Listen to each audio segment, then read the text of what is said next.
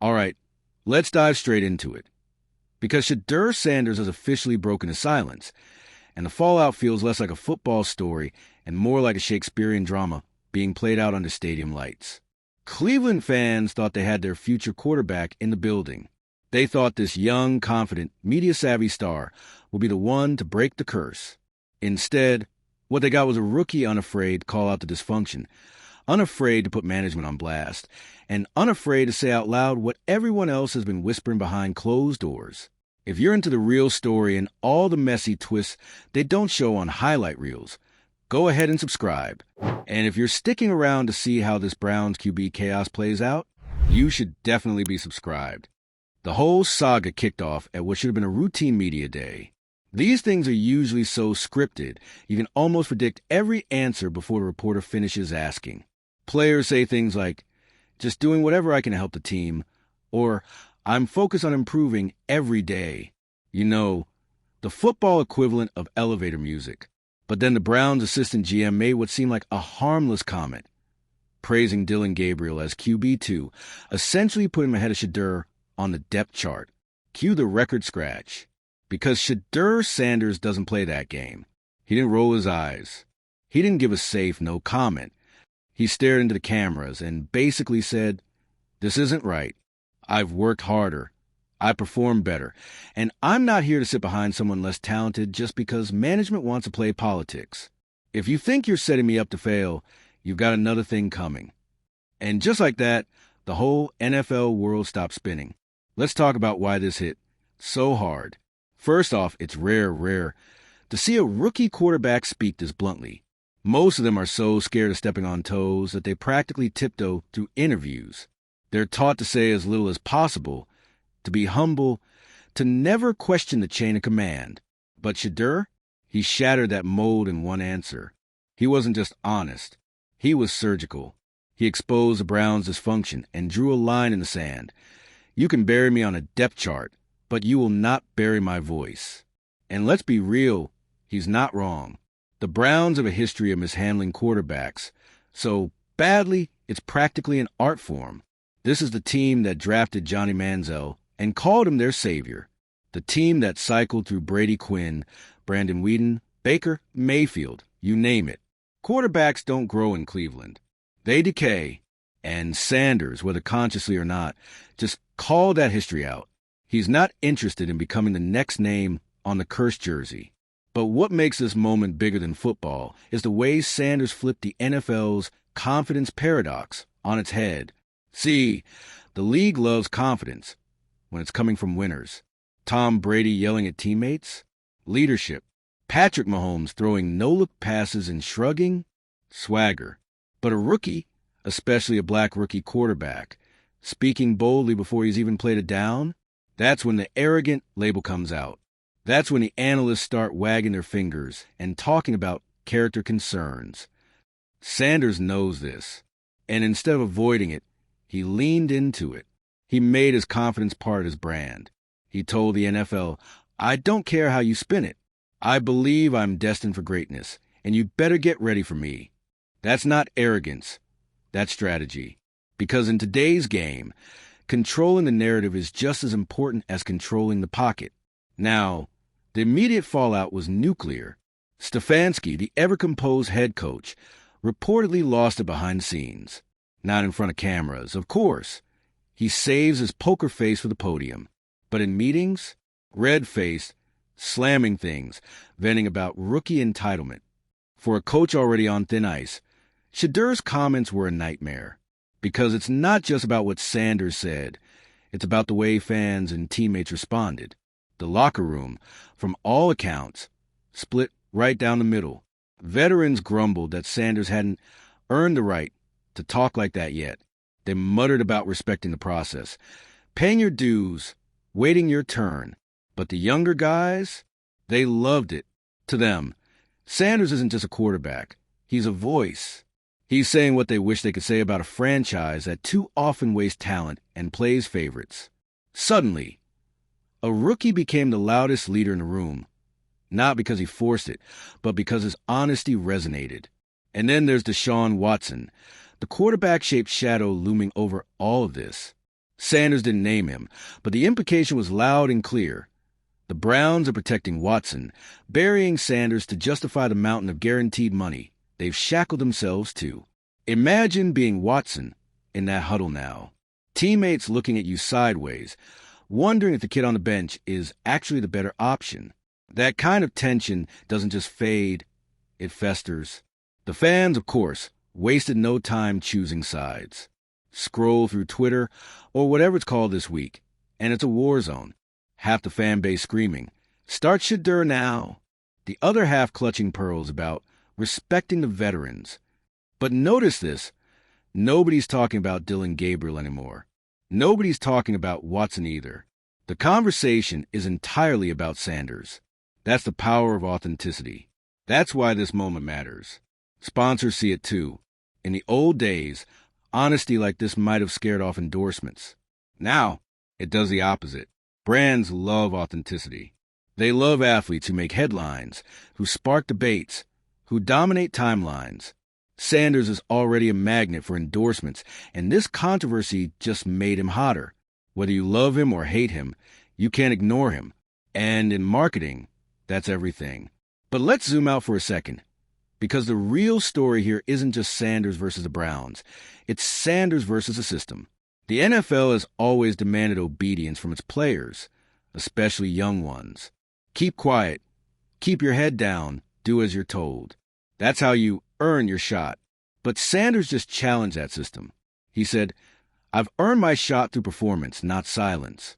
And if you think you can shut me up, you're wrong." That's why this story has legs. Because it's not just about one quarterback. It's about what kind of league the NFL is going to be. Are they going to cling to the old archetype of the humble, robotic quarterback? Or are they going to embrace the new wave, confident, outspoken, media-savvy leaders who refuse to play by outdated rules? And let's be honest, the fans are ready for the new wave. They don't want scripted sound bites anymore. They want personality. They want quarterbacks who feel real, who take risks, who challenge authority. Sanders is delivering that in spades.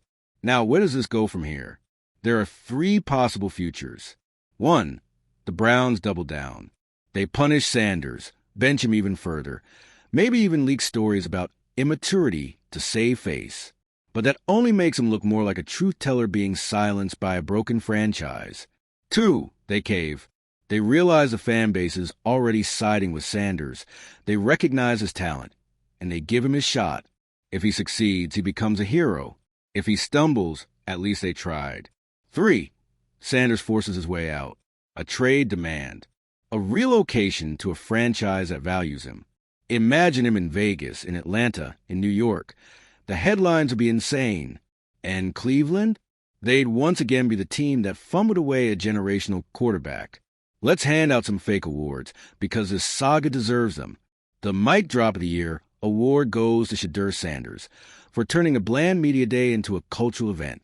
The PR dumpster fire award goes to Brown's assistant GM, who accidentally lit this whole thing on fire with one throwaway comment. And the most predictable implosion award goes to Cleveland itself, because of course the franchise known for quarterback chaos would end up in this mess. So what's the moral here?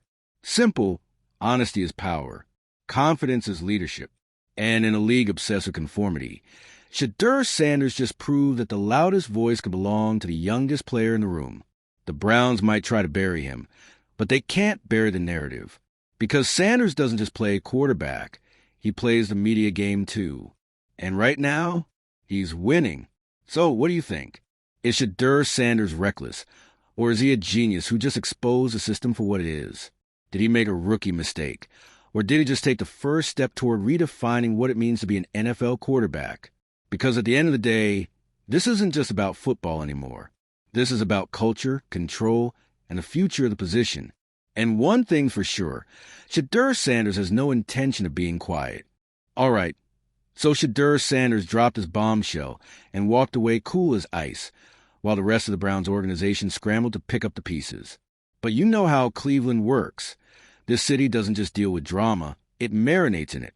What should have been a 2-day media flare-up has now stretched into an all-out power struggle between Sanders and the Browns, with Kevin Stefanski caught in the middle like a man trying to hold back a tidal wave with a beach towel.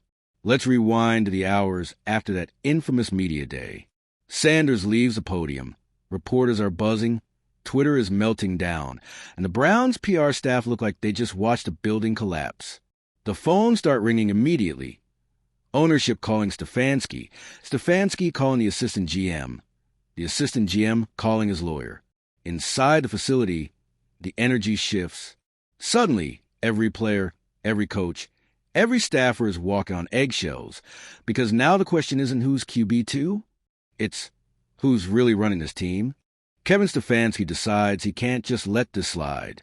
Word leaks that he pulls Sanders into his office for a one-on-one, the kind of meeting that's supposed to clear the air, but instead only thickens the tension.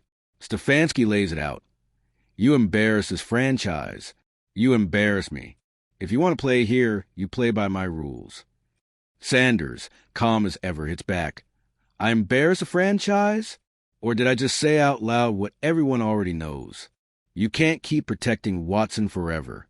And you can't keep pretending Dylan Gabriel is better than me. Oof!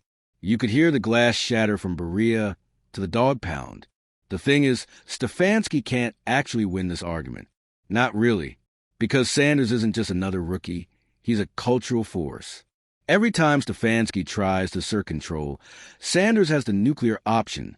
The fans. The endorsements. The social media machine. One Instagram story, one cryptic tweet, one subtle nod to chaos. And boom, the narrative flips again. Stefanski might control the playbook, but Sanders controls the conversation. And in 2024, conversation is currency. Meanwhile, the locker room is splitting like a cracked windshield. The old heads, the Joe Flaccos of the world, the veterans who've lived through dozens of seasons, are muttering about respect and earning it. They don't like rookies breaking ranks. They don't like dirty laundry aired in public. But the younger guys, they're eating it up. To them, Shedeur isn't a problem. He's a pioneer. He's saying what they wish they could. That this franchise has been coasting on dysfunction for years, and someone needs to shake it up.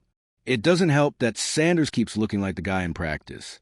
Even after the firestorm, he's dropping dimes, threading passes through impossible windows, running drills like a machine. Reporters catch clips, fans retweet them, and suddenly the chant at practice grows louder. Shedeur, Shedeur. That sound echoes across the fields, and you just know Stefanski hears it like nails on a chalkboard. And then there's Deshaun Watson, the $230 million elephant in the room. He hasn't said much publicly, but insiders say he's tight. You'd be too, if the rookie just implied you were being bubble-wrapped by management. Watson's body language is off. Head down in meetings. Slower to crack jokes in the locker room. Guys notice. And when teammates notice you shrinking, that's the beginning of the end for locker room authority. Now, here's where things go nuclear. Rumors start swirling that Sanders might push for a trade. Nothing confirmed, nothing official, but enough smoke to send the Browns' front office into full panic mode. Imagine it. A rookie walking out before his first regular season snap. That's not just chaos. That's a cultural earthquake. Other teams are circling like sharks. Their scouts suddenly calling agents. If Sanders wants out, we want in. The Falcons, the Raiders, even the Jets. Everyone's name gets thrown around. Cleveland fans, meanwhile, are losing their minds. Some are furious at Sanders, calling him selfish, arrogant, ungrateful. Others are furious at Stefanski, at management, at the same old Browns dysfunction that keeps sabotaging any hope for stability.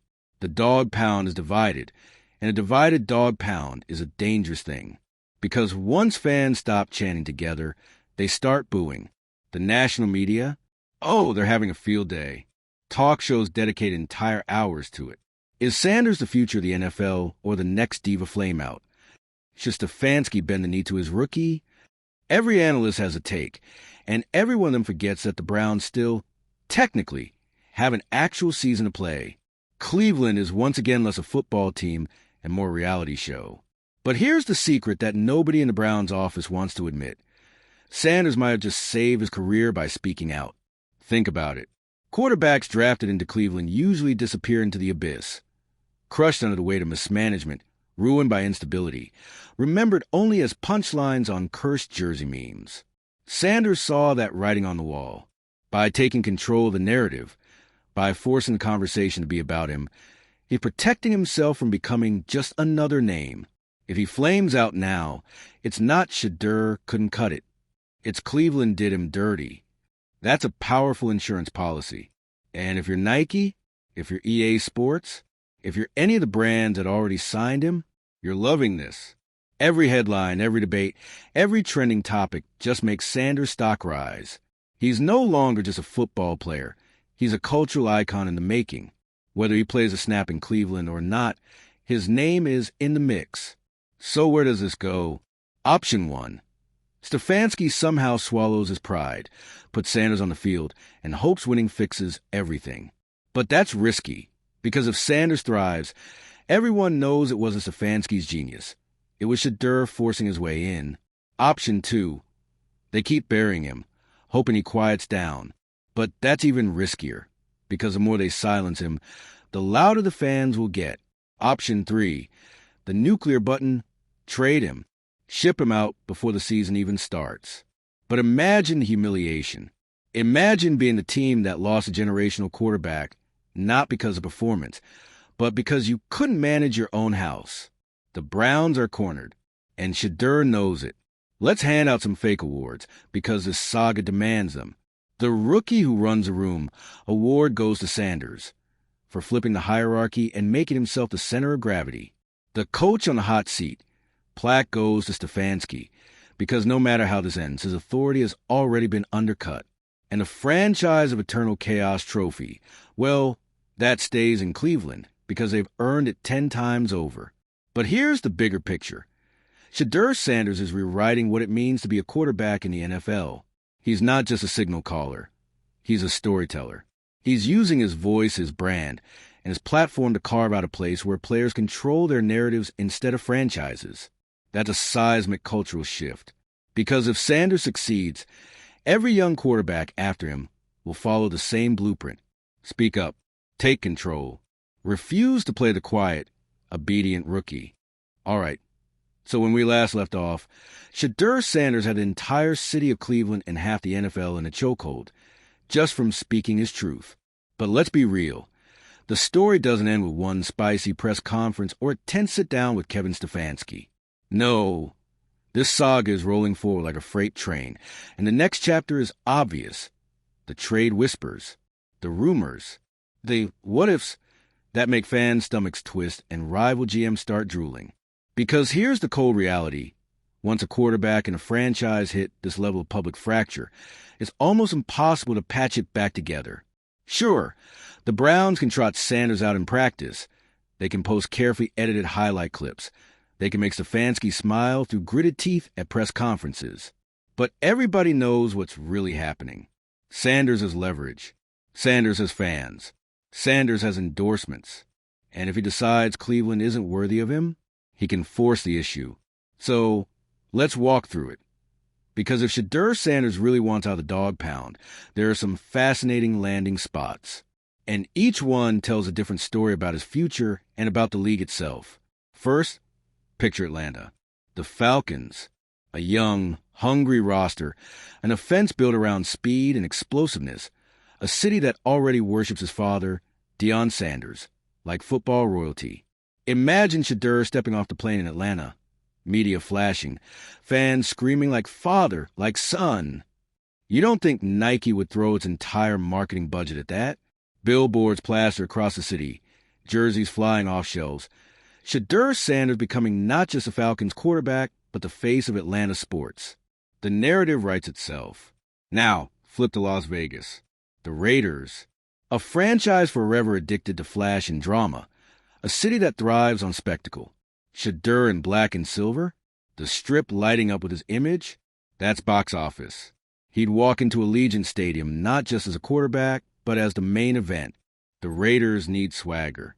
They need personality. They need a star who can play under the bright lights and the chaos. Shedeur's entire vibe screams Vegas. Or how about New York? The Jets, specifically. A team that's been desperate for quarterback stability. Since Broadway, Joe wore a fur coat. Aaron Rodgers is on borrowed time, and the second he limps off into retirement, the Jets will need their next savior. Imagine Shedeur in that city, Madison Avenue commercials, Times Square takeovers, back-page tabloid wars. Sure, the pressure would be suffocating, but Sanders has already shown he thrives in the spotlight. And New York? It's the biggest spotlight of all. Even the Patriots are lurking out there in the shadows. Think about it. New England, post-Brady, stuck in irrelevance. Bill Belichick's gone, the mystique has faded, and now they need a new era. Who better than Shedeur, flashy, confident, brash, to completely reinvent the Patriot way? It'd be the perfect plot twist. The team famous for silence and control, suddenly embracing the most outspoken quarterback prospect in years. The irony alone would break the internet. But here's the thing. Every one of these scenarios makes sense because Shedeur has made himself bigger than Cleveland. He's not tied to the franchise the way most rookies are. Most rookies are grateful just to be drafted, happy to have a jersey, scared to rock the boat. Shedeur? He's already a brand, already a business, already someone whose career trajectory can't be limited by a depth chart in Ohio. If he decides Cleveland isn't it, the NFL will open its arms. And you know what makes that power even stronger? The Browns' reputation. If Shedeur had done this with, say, the Chiefs or the Ravens, fans might have turned on him. But doing it in Cleveland, the franchise famous for eating quarterbacks alive, suddenly, Sanders looks less like a diva and more like a visionary. He's not running from responsibility. He's running from dysfunction. And everyone who's watched the Browns for the last 20 years knows he might be right. Meanwhile, Kevin Stefanski is still trying to hold this thing together with duct tape and denial. Behind closed doors, he's fuming. In front of cameras, he's robotic. We're focused on the guys we have. We like our quarterback room. You know, the usual coach speak. But you can see it in his eyes. He's rattled. Because if Sanders forces his way out, that's not just a quarterback leaving. That's Stefanski's legacy imploding. He'll be remembered as the guy who couldn't handle the most talented rookie to ever walk into his building. And let's not forget about Deshaun Watson. The more Sanders talks, the more Watson's contract looks like an anchor. The Browns paid him a king's ransom for mediocrity, and now they're handcuffed. They can't bench him without admitting failure. But they can't silence Sanders without alienating the fan base. It's a lose-lose, and Watson has to feel that pressure every time he throws an incompletion in practice. Every time he underthrows a receiver, he knows people are whispering, Sanders would have made that throw. The fan base, though, that's the wild card.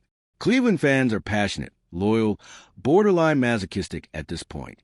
They've lived through every flavor of quarterback disaster imaginable, and now they're split. Some say Sanders is their future, their only hope, the one player worth fighting for. Others grumble about entitlement and earning it. But even the haters can't ignore the truth. Sanders has made himself the most interesting thing about the Browns. For once, people are talking about Cleveland for something other than losing. That's a win, even if it's chaos. The national media is running wild. ESPN panels shouting at each other. Skip Bayless screaming Devea, while Shannon Sharp smirks and says, that boy telling the truth.